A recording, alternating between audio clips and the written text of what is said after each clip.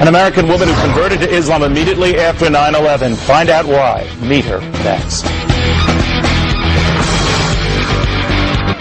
Well, she was the girl next door, blonde hair, blue eyes, a practicing Catholic, but after 9/11, she found herself drawn to Islam, a religion she says empowered her. Or what does she think of radical Islam and the folks who want to kill us? Angela Collins is the director and principal of the Al-Rida Academy. It's a school for Muslim children in Southern California. Thank you for joining us.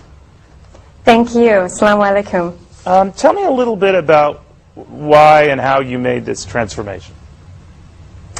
I traveled a lot abroad across the world. I went to India and through the Middle East and met Muslims everywhere.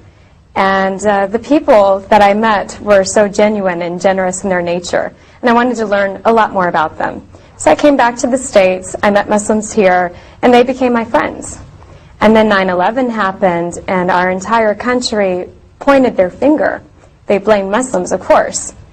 And I had an opposite experience of knowing these people, so I spoke out against it.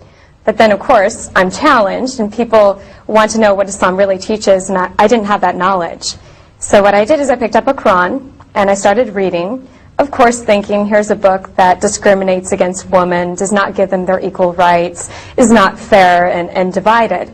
But I found exactly the opposite after reading the direct source and the direct word of God. And after that, I took my Shahada and I converted to Islam.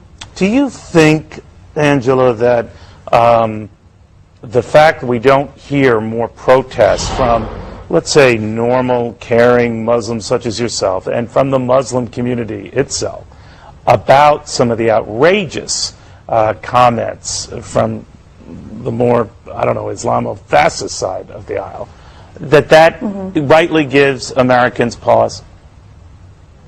I do blame ourselves for not being out in the media more. Definitely we need to get out there. However, when we do stand in protest, for instance in front of the federal building in Westwood, they turn off all the lights and we get a counter-protest on the other side and traffic builds up. Also, a lot of people immigrated from other countries. They have fear that something could happen to their status here, so it's more difficult for them to come out. But you'll see me, like other American converts, out there in the front lines, and we will absolutely communicate what our thoughts are. But I've heard as well, Angela, that many are afraid to communicate that, or afraid to criticize some of the more severe elements in the Muslim community because they're afraid of getting killed. Is that true? I haven't heard that. I think the only thing that I've heard is people are afraid of losing their status here in America. As for death, no. Although I've had my own experience where I was standing out there in a protest and a lady came out of her car, she jumped in front of my face and she pushed me. Of course, I didn't push her back, and she was older. She was maybe in her 50s, and she was Israeli and very upset. I just figured she was responding with her emotions, but I didn't react. But you know, there are a lot of, we're showing a picture of you, Angela, before you made this transformation and became a practicing Muslim, and a lot of young women who would be looking at you now versus then would say, all right, she's covered herself up, she seems to have given away a lot of herself for a religion we don't understand and somehow seems detrimental to women. You're saying that's not the case? No, absolutely not.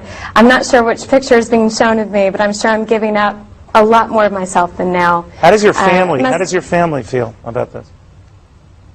My family, at first it was difficult, but now they're extremely supportive. We have conversations. We talk about terrorism all the time. I remind them Catholic, that, hey, right, that's a Angela? story. Have any of them? Yeah, have they're any Catholic, of them become Irish Muslim? Catholic. No, they haven't. Okay. No. Angela, thank you for joining us in Irvine, California. Angela Collins. Thank you.